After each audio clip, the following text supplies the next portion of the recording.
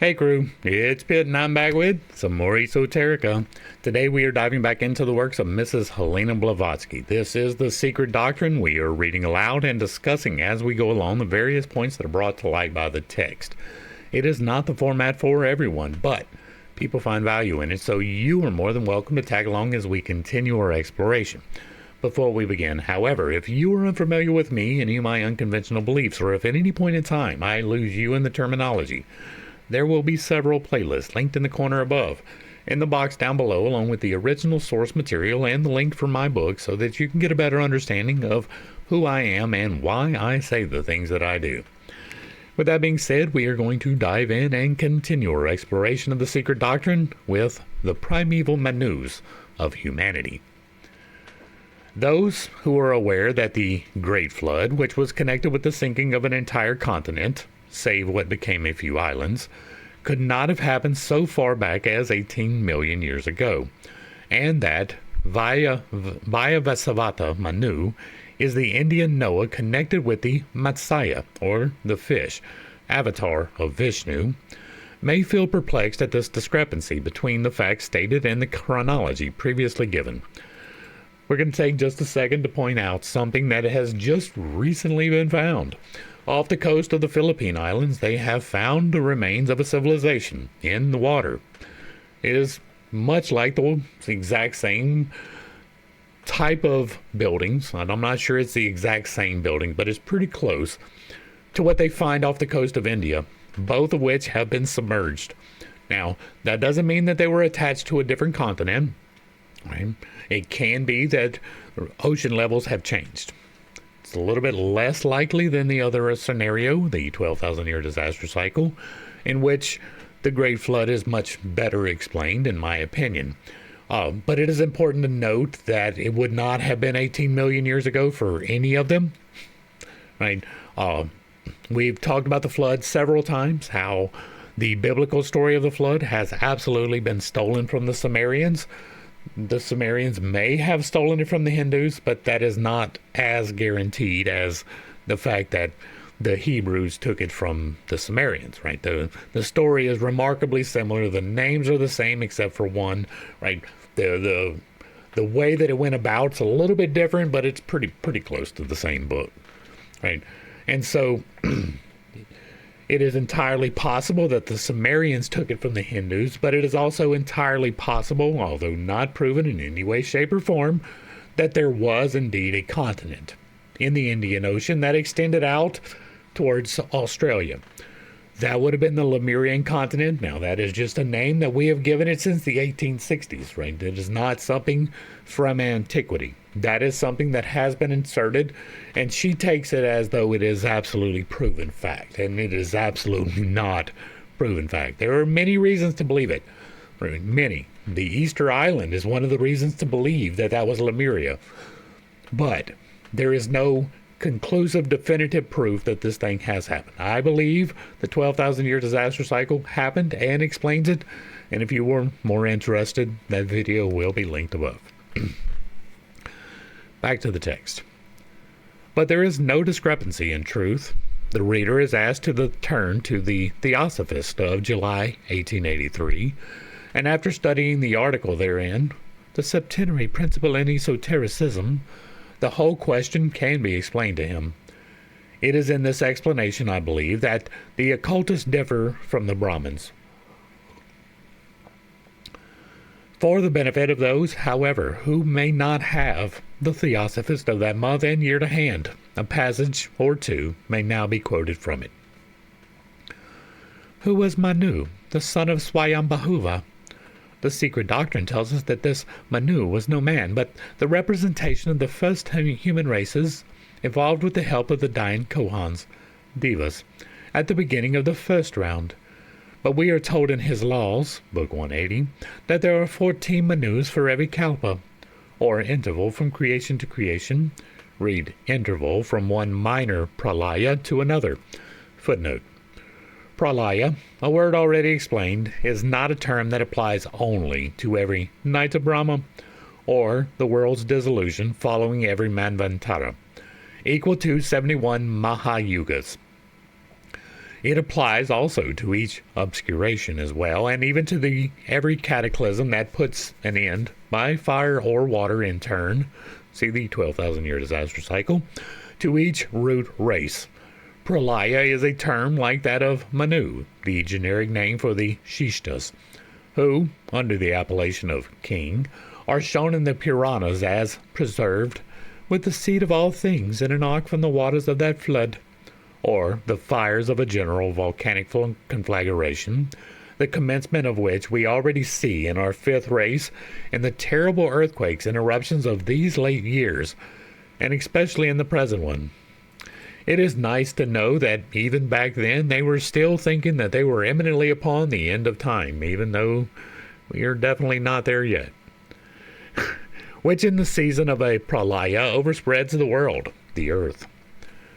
Time is only a form of Vishnu, truly, as Parasara says in that Purana.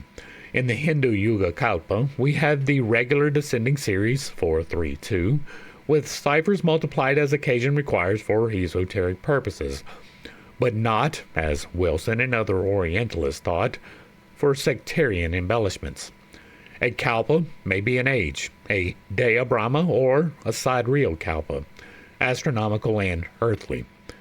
Those calculations are found in all the Puranas, but some differ, as, for instance, the year of the 7 Rishis, 3,030 mortal years, and the year of Dhruva, 9,090, in the Lingua Purana, which are again esoteric and which do represent actual secret chronology. As said in the Brahma Vyavarta, chronologists compute the Kalpa by the life of Brahma. Minor Kalpas as Samvarta, and the rest are numerous. Minor Kalpas denote here every period of destruction as was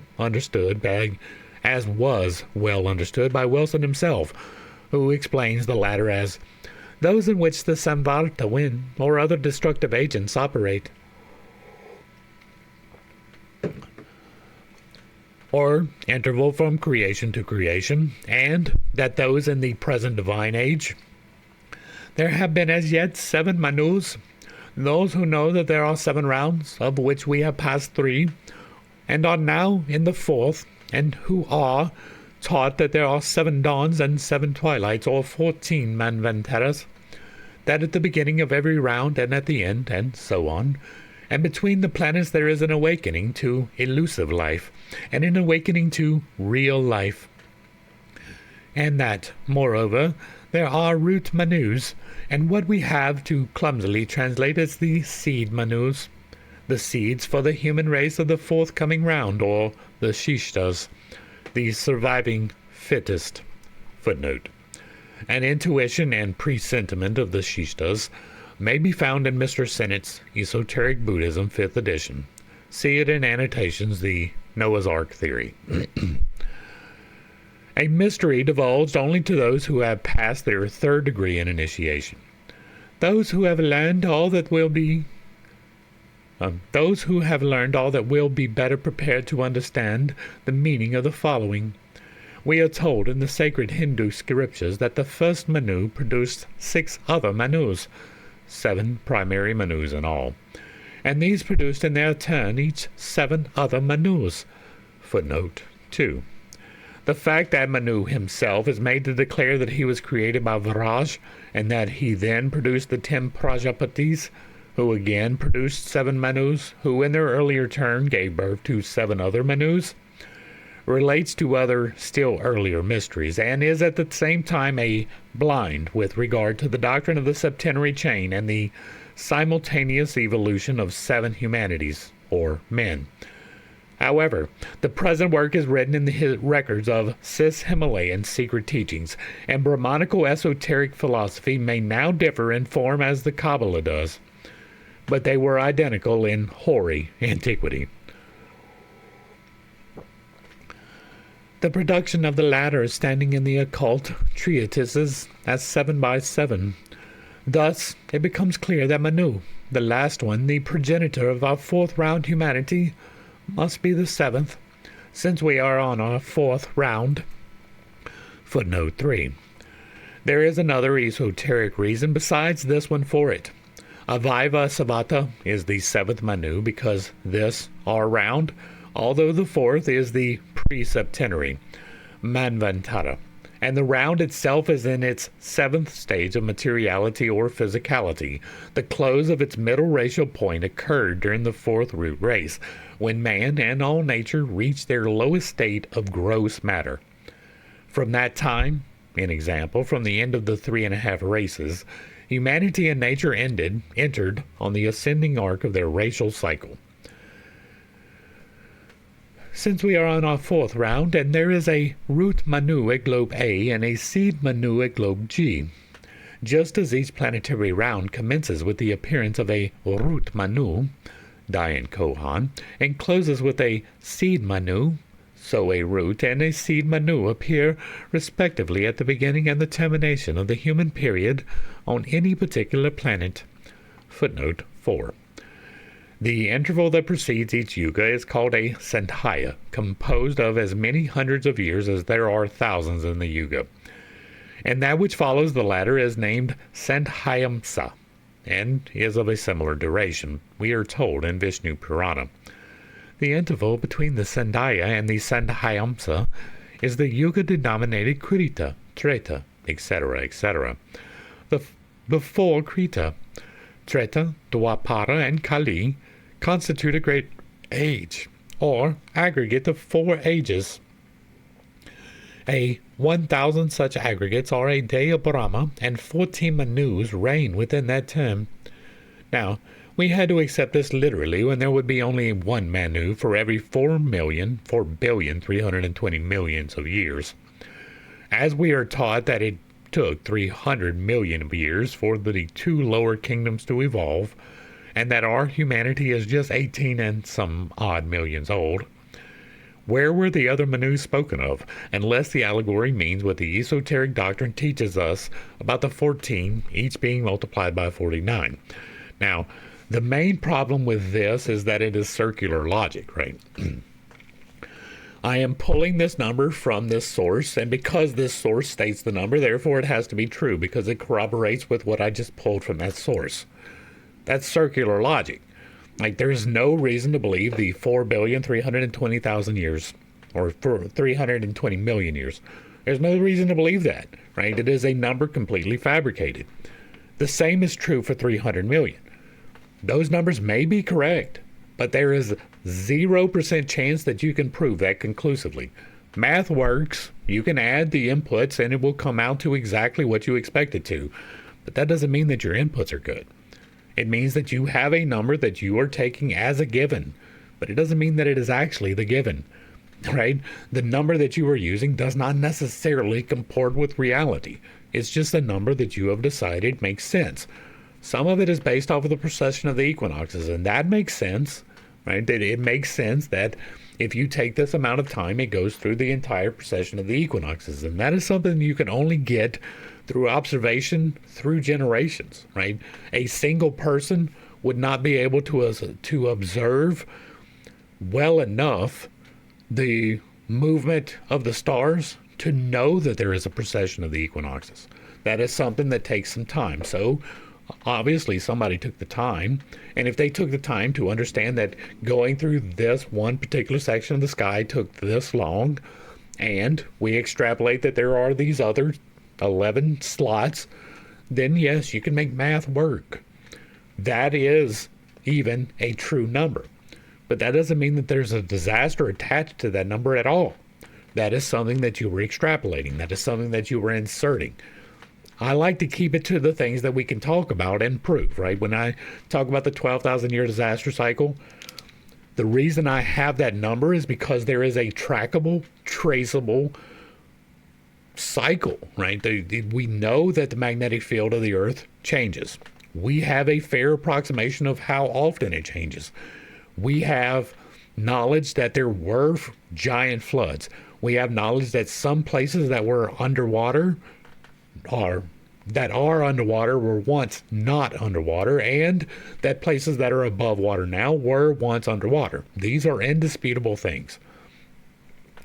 The way that I put them together is speculation. right? The 12,000 year disaster cycle is me putting together all of these little bitty pieces that other people point out, and I'm like, oh, look, here's a pattern. Right? That's where I get my speculation from. It's from all of these data points. This is just math, right? And it's good math, but just because the input works doesn't mean the input is correct. It doesn't mean that the cycle comports with the 12,000 year or 6,000 year disaster cycle just because I believe it, even though there are scientific points why I believe it. We could pass 12,000 years and nothing happened. I would just be wrong. This is just simply saying you are correct, and you may not be. You might be. It might be, but it might not, right? Just like we saw yesterday that she contradicted herself a couple of times. This is a little bit contradictory too. Well, it doesn't mean the pralaya. Well, it doesn't mean that everything goes away. It can mean that maybe there's a little bit of a gap in between. Well, that's not quite what it fucking means in the technical definition, right?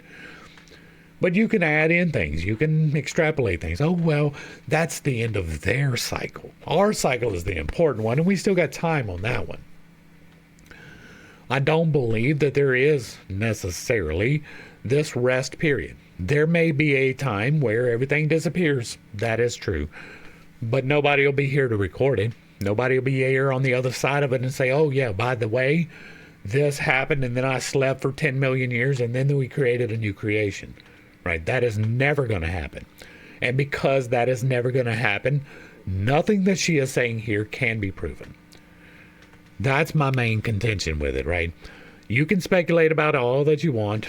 These numbers are merely, right, the only evidence that I have for anything about these numbers is that they were pulled from observation of the heavens. And that's a good place to pull your observations from. But it's not a good place to say that there's going to be destruction following it. If you don't believe that, you can look back now. Okay, you can look back to our interpretations of the Aztec calendar. Now, when 2012 rolled around, I was telling people this just means it's the beginning of a new cycle. But there were a lot of people fully convinced that December 21st of 2012 was going to be the end of the world. They thought that it was the end of everything. For a variety of reasons, but the main one being because this calendar ended. Well, that was just the end of the calculations, so begins new calculations. And we haven't been the same since 2012, so we are probably in a new age. But, again, it's going to be really hard to define that. It's going to be really hard to put a firm point on that. But absolutely nothing is the same on this planet since 2012, so take it how you will. Back to the text. It will be easily seen from the foregoing statement that a Manu-Anteric period means, as the term implies, the time between the appearance of two Manus or Dayan Kohans. And hence, a minor Manvantara is the duration of these 7 races on any particular planet, and a major Manvantara is the period of one human round along the planetary chain. Moreover, that, as it is said, that each of the 7 Manus creates 7 times 7 Manus, and that there are 49 root races on the 7 planets during each round. Then every root race has its Manu. Well, that's going to make it really hard for Nirvana to get here. The present 7th Manu is called Vyasavata and stands in the exoteric text for that Manu who represents in India the Babylonian Zethustra and the Jewish Noah. That is where the story was taken from. It's Sumerian, not Babylonian, I'm pretty sure. But in the esoteric books, we are told that Manu Vyasavata, the progenitor of our 5th race, who saved it from the flood that nearly exterminated the 4th, Atlantis, is not the 7th Manu mentioned in the nomenclature of the root or primitive Manus, but one of the 49 Manus emanated from this root Manu. For a clearer comprehension, we give here the names of the 14 Manus in the respective order in relation to each round. First round, first root Manu on planet A, Swayambhuva. First seed, Manu on planet G, Swarovski, or Swarotisha. Second round. M on planet, Manu on planet A, Uttama. Manu on planet G, Tamasa. Third round. A, Ryavata. G, Chakchuska. Fourth. A, Vyavasavata, our present round. Fourth. G, Savarna. Fifth. A, Daksa Savanna. Fifth. G, Brahma Sarvana. Sixth. A, Dharma Sarvana. Sixth. G, Rudra Sarvana. Seventh. A, Rucha. Seventh. G, Bhautya. Vayava Savata, thus, though seventh in the order given, is the primitive root Manu of our fourth human wave. The reader must always remember that Manu is not a man, but collective humanity, while our Vayava Savata was but one of the 7 minor Manus who are made to preside over the 7 races of this, our planet. Each of these has to become the witness of one of the periodical and ever-recurring cataclysms, by fire and water, that close the cycle of every root race. Now, I am not sure that this is recorded in the Puranas or the Vedas, right? We haven't done that particular source material. As far as I know, this recurring cataclysm, the source material for that is Timaeus, right? It is quite literally Plato with his recording of Solomon, who got it from his uncle, who got it from a priest in Egypt, right? That there was this cycle of fire and water. Now, I believe that. That is part of the 12,000-year disaster cycle. That is one of the things that we outline. If that is actually contained in the Vedas, y'all let me know down below. If it's actually contained in the Puranas, wherever the source is for this. But this appears that this is taking something from somewhere else and inserting it into your thing.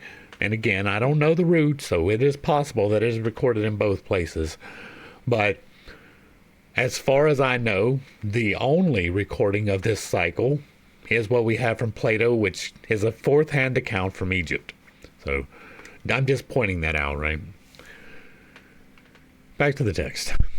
And it is this Vyavasavata, the Hindu ideal embodiment, called respectively Zarathustra, Deucalion, Noah, and by other names, who is the allegorical man who rescued our race when nearly the whole population of one hemisphere perished by water, and while the other hemisphere was awakening from its temporary obscuration.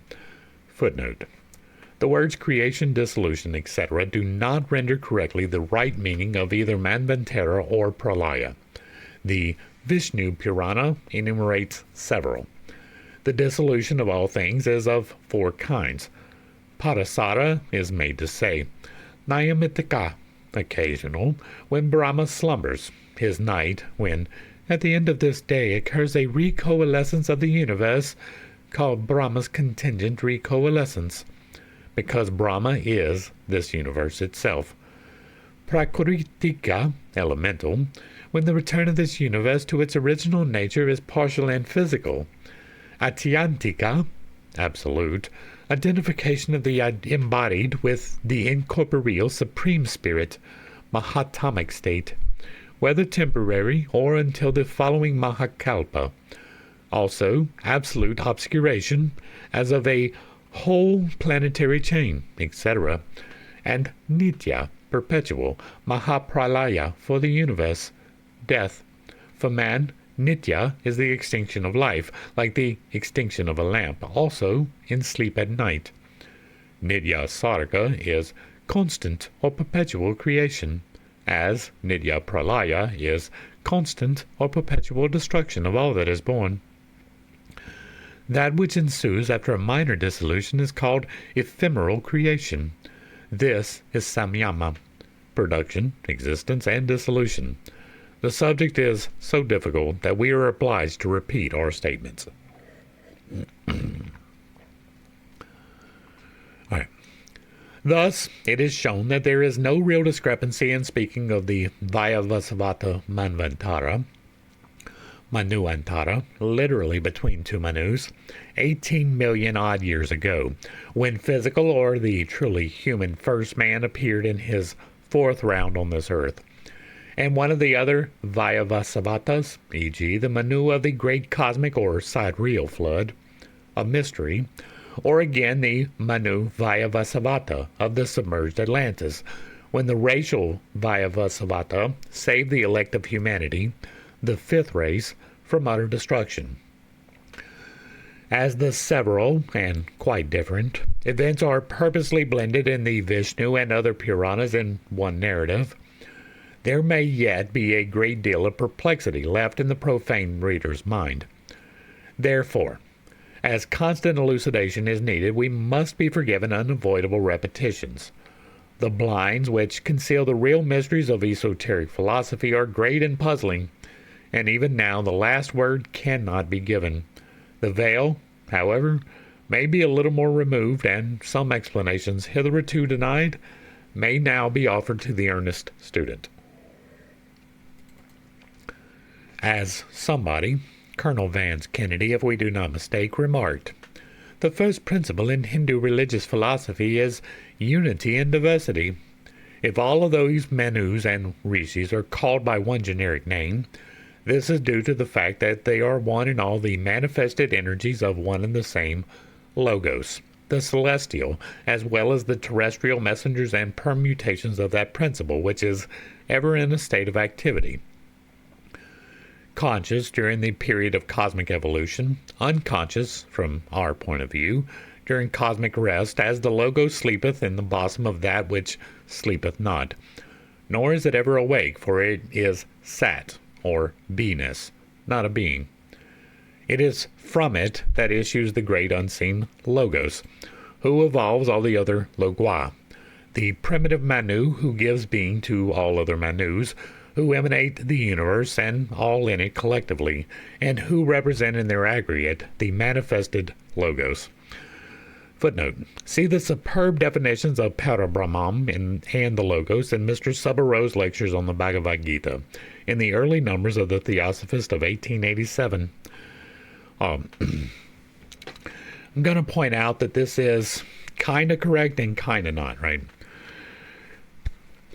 God is infinite, and infinite has no definition or limits. It simply is. It is not even expanding, because expanding would be a limit. It's not contracting, because contracting would be a limit. When you put a limit onto the eternal, which is God, that is the Spirit, right? The Spirit is the infinite, defined, and therefore finite. Everything in creation is the Spirit, all of it.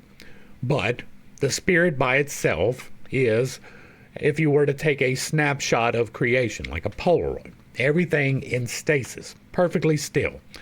That is a little bit like the pralaya that they're talking about here, right? The nirvanic state of no motion.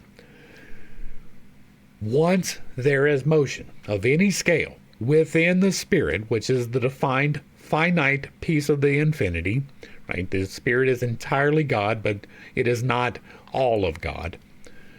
It is the defined finite part of God which we recognize. And when there is motion, change of any type, that is the Logos. That moment of movement is the Logos. Logos is quite literally change happening. And so there is no stopping the Logos except from into the static that is the Spirit. There is no, the Logos only works this long. Every single instance of change ever at all is the Logos. That happens on a cellular level, right? There is change happening within you.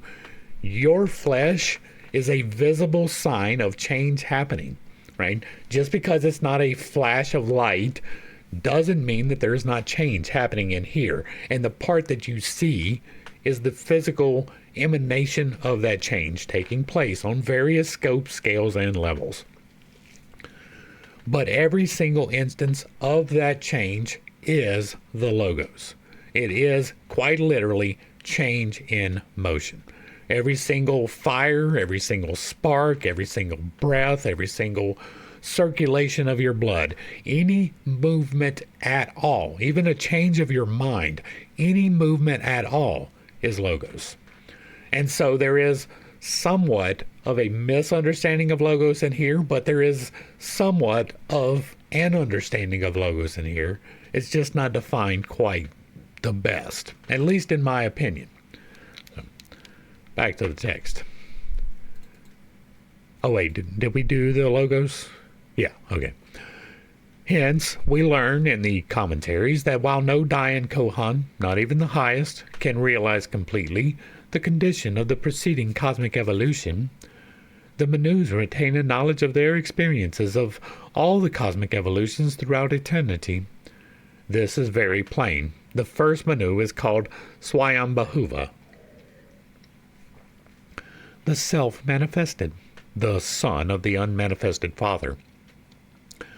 And to me, that is going to be spirit, right? The son of the unmanifested Father being the Father who is infinite, and the Son being finite. Right? The Son of the Father is going to be the Spirit. Now, the Spirit has the active and the inactive parts, right? There is the Spirit and the Logos. They are the same thing in different states. The Manus are the creators of the first race. Oh wait, we're out of quotes. The spirit of mankind, which does not prevent the 7 Manus from having been the first pre-Adamic men on earth. Manu declares himself created by Varaj. Footnote. See preceding footnote. Or Vyasvanara, the spirit of humanity. Footnote 2.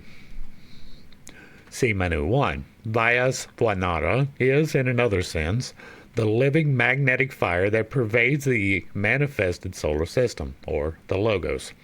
It is the most objective, to us the reverse, and ever-present aspect of the one life, for it is the vital principle.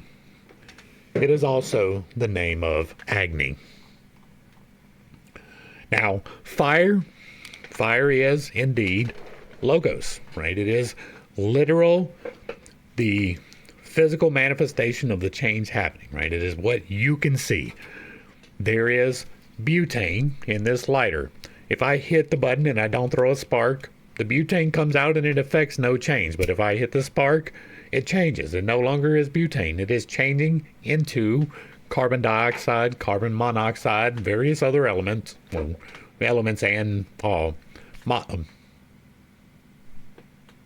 I'm drawing a blank. It's not molecule. Well, maybe it is molecule. I'm drawing a blank. Oh well. A combination of elements. Why can I not pull that word out? Maybe it is molecule. Anyway, there is change happening, right? What you see is the Logos, the change happening. Which means that his monad emanates from the never-resting principle in the beginning of every new cosmic activity. That Logos, or universal monad, collective Elohim, that radiates from within himself all these cosmic monads that become the centers of activity. Progenitors of the numberless solar systems, as well as of the yet undifferentiated human monads of planetary chains, as well as of every being thereon. Each cosmic monad is Swayambhuva, the self-born, which becomes the center of force, from within which emerges a planetary chain, of which chains there are 7 in our system, and whose radiations become again so many Manus Swayambhuva, a generic name, mysterious and meaning far more than appears. Each of these becoming, as a host, the creator of his own humanity. There's only one humanity. As to the question of the 4 distinct races of mankind that preceded our 5th race, there is nothing mystical in it except the ethereal bodies of the first races, which was probably not a thing, and it is a matter of legendary, nevertheless very correct history. That legend is universal, and if the Western savant pleases to see it in it only a myth, it does not make the slightest difference. The Mexicans had and still have the tradition of the 4-fold destruction of the world by fire and water, just as the Egyptians had and the Hindus have to this day. I am unaware of that particular legend. I do know that they have, like the Hopi have a story where they were led under the world. I'm not entirely certain that they have a story of the destruction of fire prior to that. It may be. I'm just unaware. The only one that I am aware of is the one from the Egyptians. So if you know the source for the Mexican story of the fourfold destruction by the fire and water, please drop that in the box down below. That is something I would definitely like to explore in the manner that we are doing here. Trying to account for the community of legends in the remote antiquity held by Chinese, Chaldean, Egyptian, Indian, and Greeks, and for the absence of any certain vestige of civilization more ancient than 5,000 years, the author of Mythical Monsters remarks, "We must not be surprised if we do not immediately discover the vestiges of people of 10, 15, or 20,000 years ago. With an ephemeral architecture, as in China, the sites of vast cities may have become entirely lost to recollection in a few thousand years from natural decay, and how much more if minor cataclysms have intervened, such as local inundations, earthquakes, deposition of volcanic ashes, the spread of sandy deserts, destruction of life by deadly pestilence, by miasma, by the outpour of sulphurous flames, mythical monsters. And how many of such cataclysms have changed the whole surface of the earth may be inferred from this stanza. During the first 7 crores of the Kalpa, 70 million years, the earth and its 2 kingdoms, mineral and vegetable, one already having achieved its 7th circle, the other hardly nascent, are luminous and semi-ethereal, cold, lifeless, and translucid. In the 11th crore, footnote, this, in the period of secondary creation, so-called, of the primary, when Earth is in possession of the 3 elemental kingdoms, we cannot speak for several reasons, one of which is that unless one is a great seer or naturally intuitional, he will be unable to realize that which can never be expressed in any existing terms. Yeah, I'm sure that's the reason. The mother, Earth, grows opaque, and in the 14th, footnote 2, Hippocrates said that number 7, by its occult virtues, tended to the accomplishment of all things, to be the dispenser of life and fountain of all its changes. The life of man he divided into 7 ages, Shakespeare. For, as the moon changes her phases every 7 days, this number influences all sublunary beings, and even the earth, as we know. With the child, it is the teeth that appear in the 7th month, and he sheds them at 7 years. Okay. That is kind of true, kind of not. There is an average. That is true. It may even be 7 months.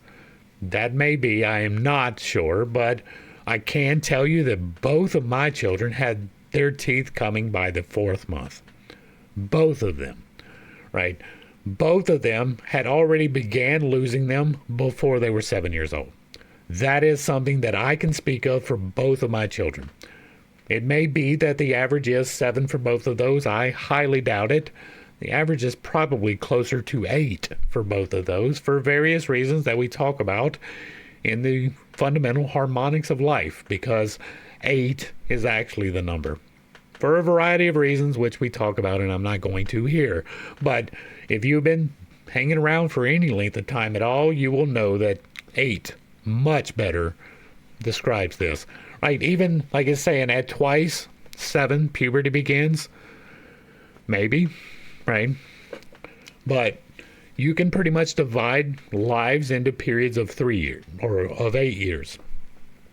The first 8 years are learning to navigate. The second 8 years are learning to become yourself. The third 8 years are you becoming more sure in yourself. By the time you are 24, development is done. Not 21. 24. That is when the process by which you can access both sides of your brain is fully developed. That is the point at which your soft spot in your crown is fully developed. 24 is when most people quit growing up. Totally, right? 8 is a much better definition than 7 is for a variety of reasons. That is just barely scratching the surface. At 3 times 7, all our mental and vital powers are developed. That is 3 times 8, not 3 times 7. You are not fully developed mentally at 21. And I know that we allow you to buy alcohol at 21. I know that we call somebody an adult at 18. Doesn't make it true. You will not receive your full maturity until you're 24 years old. Things like your entire life looks different at 24. I promise you that. If you are under 24 now, I promise you, when you turn 24, all of a sudden it's like a switch flips in your brain and your priorities shift. Everything in your life is going to be different after 24 years old. You can extrapolate beyond that, though. If you go to 8 times 4, that is 32. At 32, that will happen again. That will happen again. It will happen again at 40. That will happen to you. I know too many people that it has happened to at that exact age. Now, is that a global sample? Absolutely not. Is it scientific? Absolutely not. But it is a truth. Now, it is firmly in the realm of speculation, but it is one that I hold on to pretty tight. I mean, 8 is the beginning of the new harmonic. 7 is the completion of the old harmonic, but it is not the beginning of the new. 8 is the inclusive number of beginnings. The full cycle takes 8. That is simply true. At 4 times 7, he is in his full strength. And again, that is 4 times 8. 32 is where that happens. It really is. It's not 28. It is 40 or 32. At 5 times 7, his passions are most developed. That would be 40, not 35, etc., etc. Thus, for the earth, like even the years break down into 8, right? It is now in its middle age, and very little wiser for it. The tetragrammaton, the 4-lettered sacred name of the deity, can be resolved on earth only by becoming septenary through the manifest triangle proceeded from the concealed tetractys. Therefore, the number 7 has to be adopted on this plane.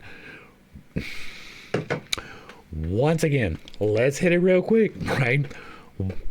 The 4-lettered sacred name of the deity can be resolved on earth only by adding 3. Wrong, right? The 4-lettered tetragrammaton would be spirit. That would be the completion of the beginning. The inaction of the beginning would be the cube, which is how many points? 8, not 7, right? The logos is going to be the square in motion. What's that going to be? A cube. What's that going to be? 8 points. How many points? 8 points. Does that make a difference? Yes. So it cannot only be resolved on earth by becoming septenary. It can only be manifested, resolved by octonary, right? Only by 8. Through the manifest triangle proceeding from the concealed tetractys. Therefore, the number 7 has to be adopted on this plane, as written in the Kabbalah. The greater holy assembly, for assuredly there is no stability in those 6, save what they derive from the 7th, for all things depend on the 7th, or the 8th. And I lost my spot. Okay, we were right here. And in the 14th, the throes of adolescence take place.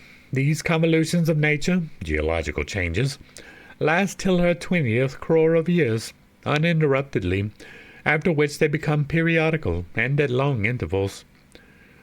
And also, it is important to note that it just occurred to me that puberty actually starts hitting around 12. Not 14, not 16, around 12. Which would be about halfway through the second part of the cycle, right? About the heart, about when you start binding the spiritual and the lower, about that time? Yeah, about that time. The last change took place nearly 12 crores of years ago, 120 million. That is absolutely wrong. But the earth, with everything on her face, had become cool, hard, and settled ages earlier. Right. The last change on the Earth absolutely was not 120 million years ago. Right. Absolutely not. Fall back to the 12,000 year disaster cycle, where I will take you through one that happened 6,000, 12,000, 18,000, 24,000, and 32,000 years ago. One of those numbers are familiar. Thus, if we are to believe the esoteric teaching, there have been no more universal geological disturbances and changes for the last 120 millions of years, and the Earth was, even before that time, ready to receive her human stock. The appearance of the latter, however, in its full physical development, as already stated, took place only about 18 millions of years ago, after the first great failure of nature to create beings alone, without the help of the divine fashioners, had been followed by the successive evolution of the first three races. The actual duration of the first 2.5 races is withheld from all but the higher initiates. That's fucking awesome. I love when you hold information in something that you're trying to talk about. The history of the races begins at the separation of the sexes, with the preceding egg-bearing androgynous race perished rapidly, and the subsequent sub-races of the third root race appeared as an entirely new race physiologically. It is this destruction which is called allegorically the Great Vayavasvata Manu deluge, when the account shows that Vayavasvata Manu, or humanity, remaining alone on the earth in the Ark of Salvation, towed by Vishnu in the shape of a monstrous fish, and the 7 rishis with him. The allegory is very plain. In the symbolism of every nation, the deluge stands for chaotic, unsettled matter, chaos itself, and the water for the feminine principle, the great deep. That is not obvious, right? What is obvious is that every one of the cultures, right, the symbolism of every nation, says that there was a flood.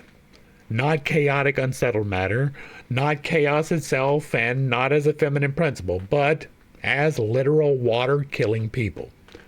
That is what the story is.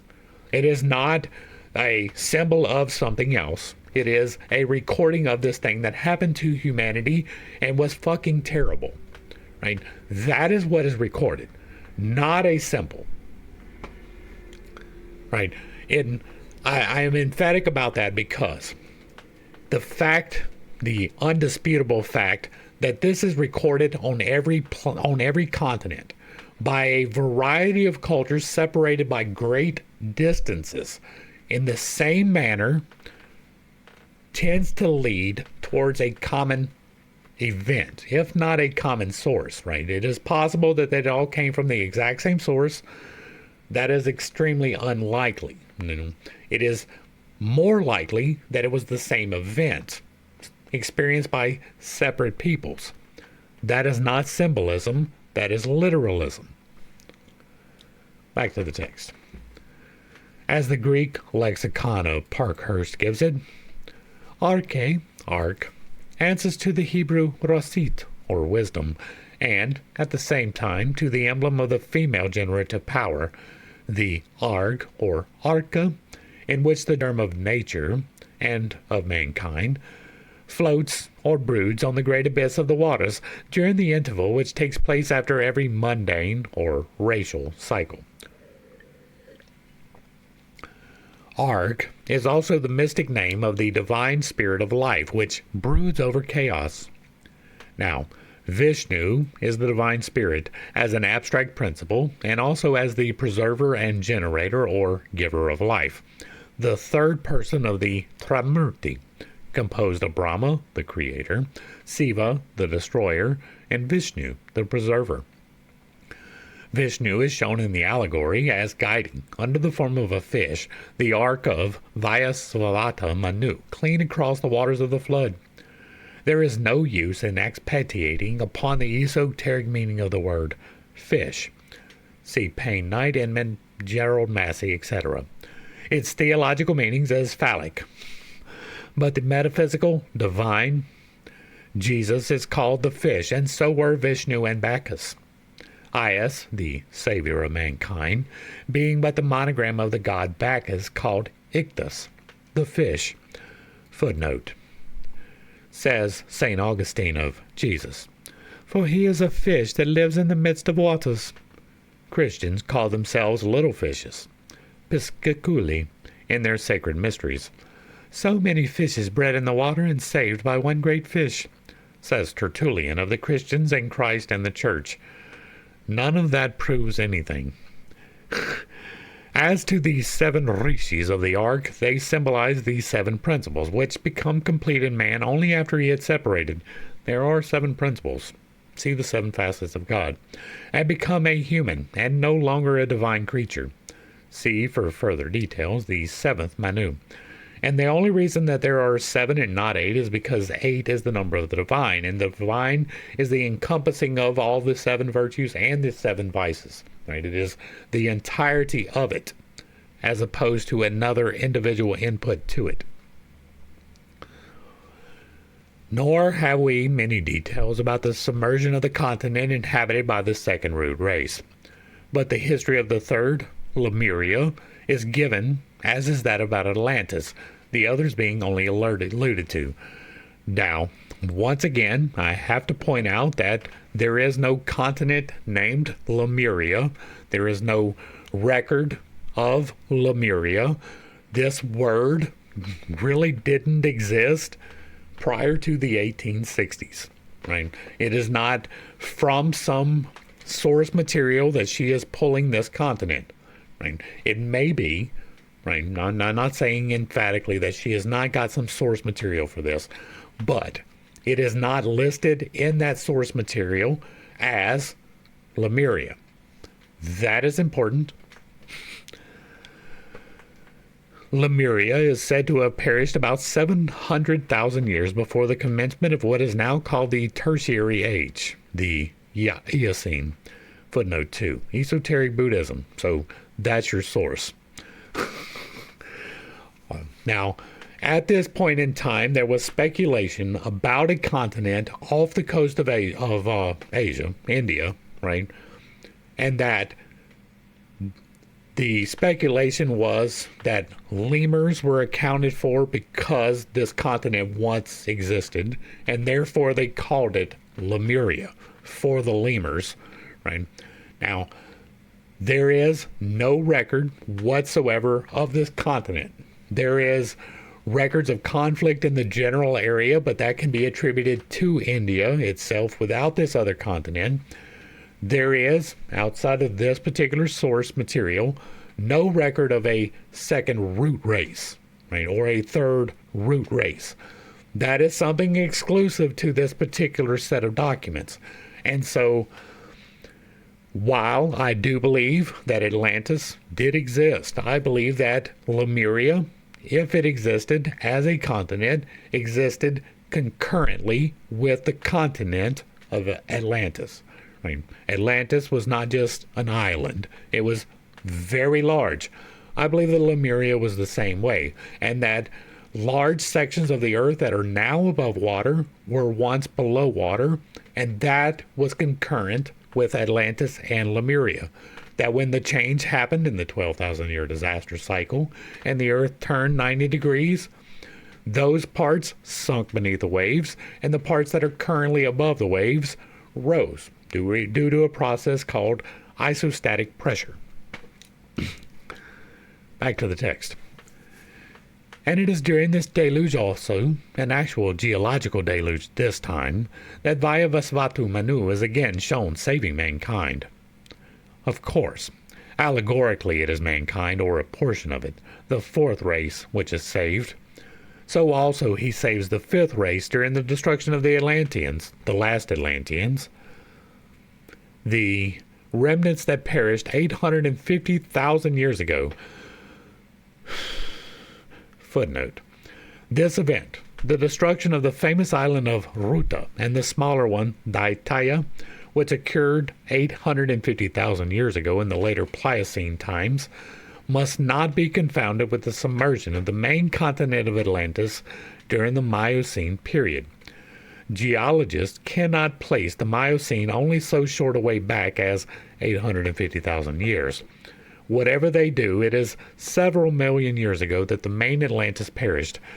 I would put that number at about 6,000.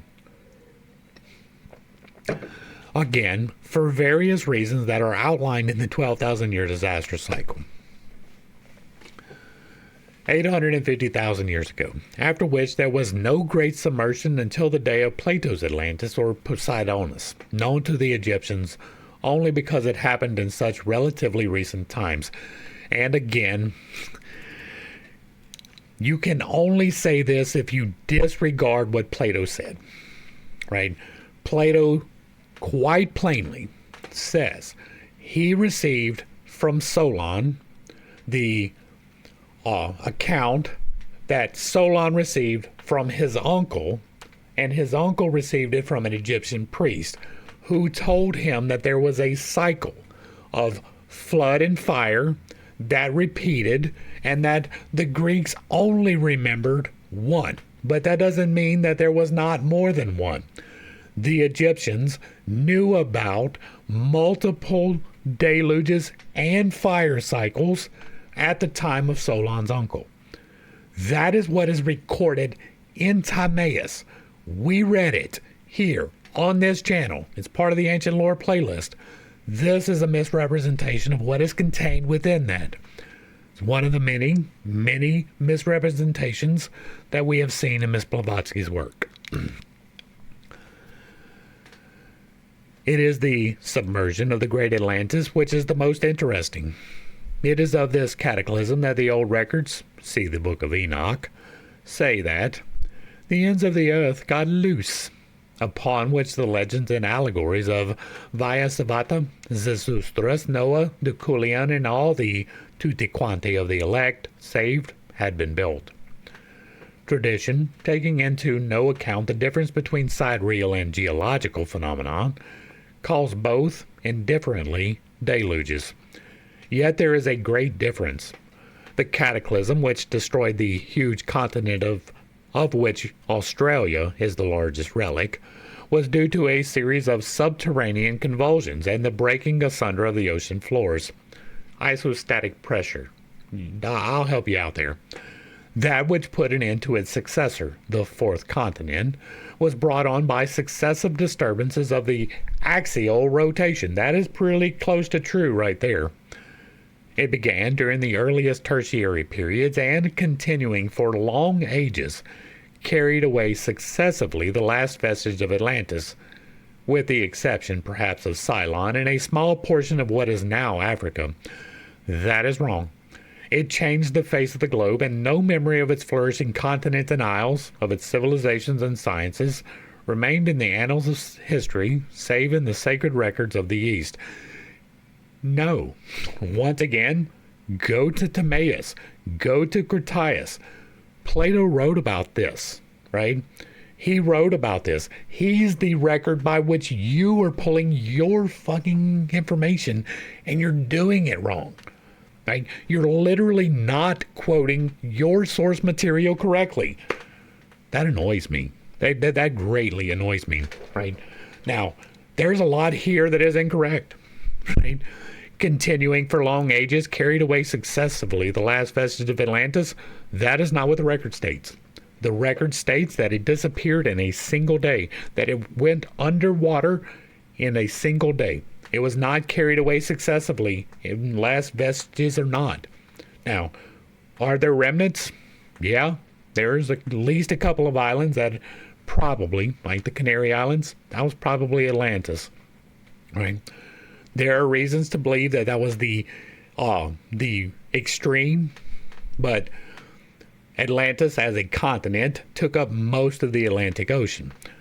And that is what is recorded, right? That is literally what is in the record. This is not, right? And absolutely, it is separate from Africa. It is not contained with Africa. Africa is used as a reference point for the size. If it was indeed Africa itself, it would say these were Atlantis, but it doesn't. What it says is this is the size that Atlantis was, right? It is comparing this continent that is no more with one that is existent. And it's not saying that this is what it is. It's saying this is the size that this place was. That is, and that is being recorded by one of the places that it is being compared to, right? It literally says that Atlantis was the size of Libya and Egypt. Now, in antiquity, that was not the modern borders. It was the entirety of Saharan Africa, all of it. And it was because of that the size comparison was made, right? That this continent, which exists outside of the Pillars of Hercules, if you go outside of the Pillars of Hercules, then you will come to this continent, which stands between you and another continent. And it was large. It was so large that it was the size of Saharan Africa. Not that it was Saharan Africa, not that it was located in Saharan Africa, not that it was approximate, but that it was the size of Saharan Africa. So, by the very definition of the source that is quoted, it cannot be there. Otherwise, they would have said it was this, not it was the size of this. Back to the text. Hence, modern science denies Atlantis and its existence. It even denies any violent shifting of the Earth's axis and would attribute the reason for the change of the climates to other causes. But this question is still an open one. See the 12,000-year disaster cycle. If Dr. Kroll would have it that all such alterations can be accounted for by the effects of nutation and precession of the equinoxes, there are other men of science, such as Sir H. James and Sir John Lubbock, who feel more inclined to accept the idea that they are due to a change in the position of the axis of rotation. Against this, the majority of the astronomers are again arrayed. But then, what have they not denied before now, and what have they not denounced, only to accept it later on, whenever the hypotheses became undeniable fact? How far our figures agree, or rather disagree, with modern science will be seen further on in the addenda to this book, where the geology and anthropology of our modern day are carefully compared with the same in archaic science. At any rate, the period assigned in the secret doctrine for the sinking of Atlantis does not seem to disagree very much with the calculations of modern science, which calls Atlantis Lemuria. No, those are two completely separate continents, separated by a continent. However, whenever it accepts such a submerged continent with regards to the pre-human period, all that can be said at present is that even up to the appearance of mindless first race, the earth was not without its inhabitants. More may be said that which science, recognizing only physical man, has a right to regard as the pre-human period, may be conceded to have extended from the first race down to the first half of the Atlantean race, since it is only then that man became the complete organic being he is now, and this would make Adamic man no older than a few million of years. Footnote. Mr. Huxley divides those races into the quintuple groups of australoids, negroids, mongoloids, xanthrochroics, and melanchroics, all issuing from imaginary anthropoids, and yet, while protesting against those who say that the structural differences between man and apes are small and insignificant, and adding that every bone of the gorilla bears a mark by which it can be distinguished from a corresponding human bone, and that, in the present state of creation, at least, no intermediary being fills the gap which separates the man from the troglodyte. The great anatomist goes on speaking of the simian characteristics in man. I will point out once again that macroevolution does not work. Not as currently explained. Back to the text. The author of the Kabbalah remarks truly that man today, as an individual, is only a concatenation of the beinghood of precedent human life, or lives, rather. According to the Kabbalah, the soul sparks contained in Adam, or Rishon, went into three principal classes corresponding to his three sons, Hesed, Hebel, Gibora, Cain, and Ramin, Seth. These three were divided into 70 species, called the principal roots of the human race.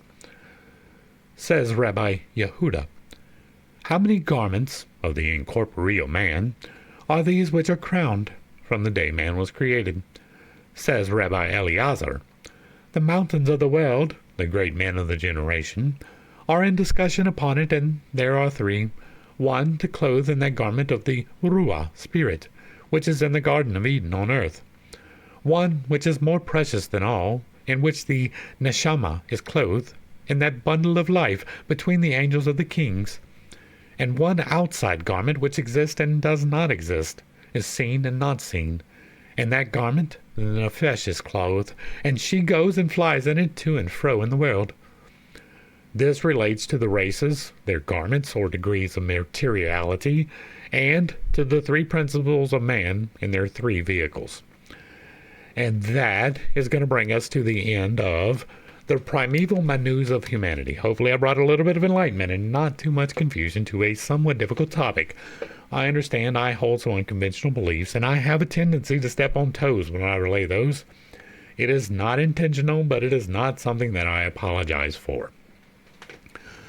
It is important when you are quoting something to actually do so correctly, right?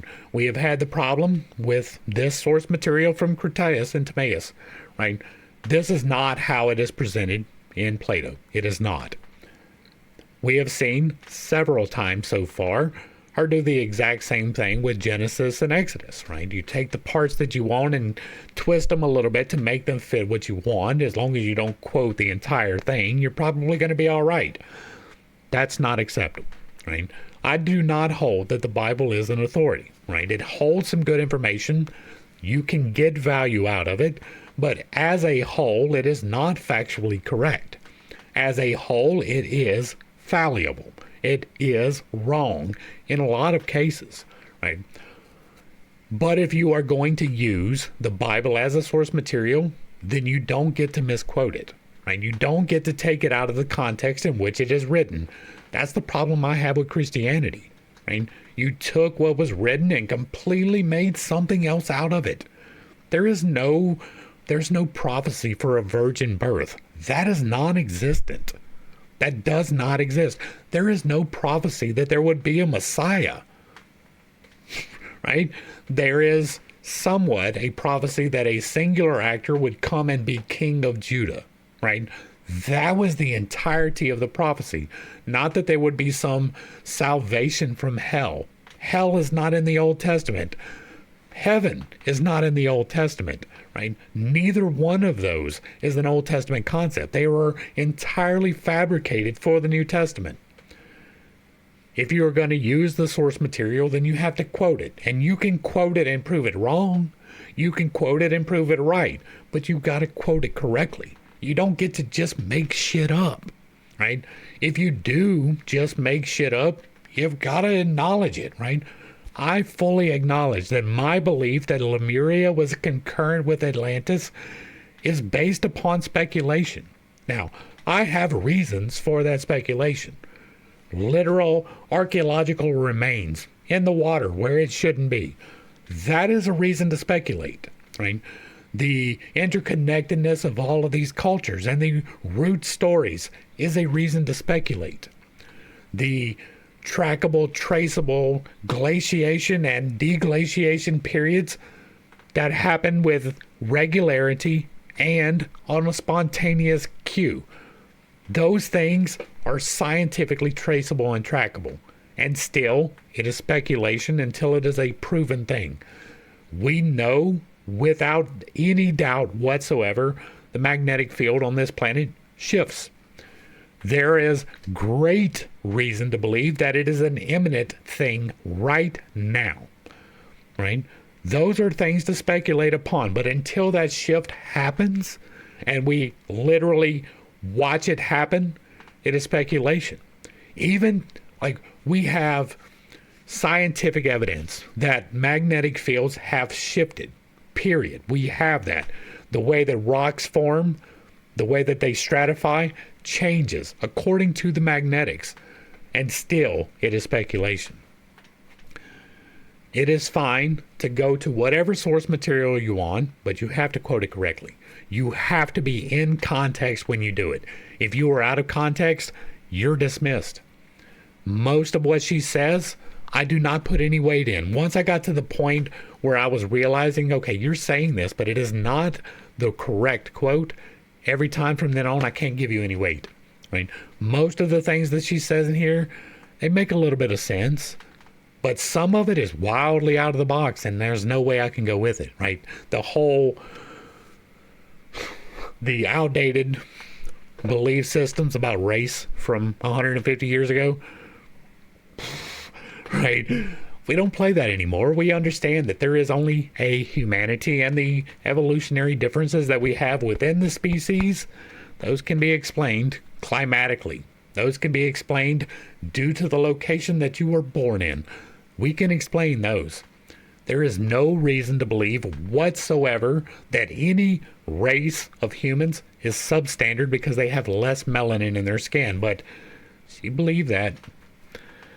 If you like what I'm doing over here, let me know down below. Give me a like, a share, a follow, throw me a comment if you agree or disagree with anything that was stated here. Put it in the box down below, and if it remains respectful, it gets to remain up. If you have another work you would like to see me discuss in the manner that we are doing here, drop it in the box as well. And if you really like what I'm doing, hit me with that super thanks. Drop me a membership or pick up a copy of my book. To the crew, thanks for hanging out.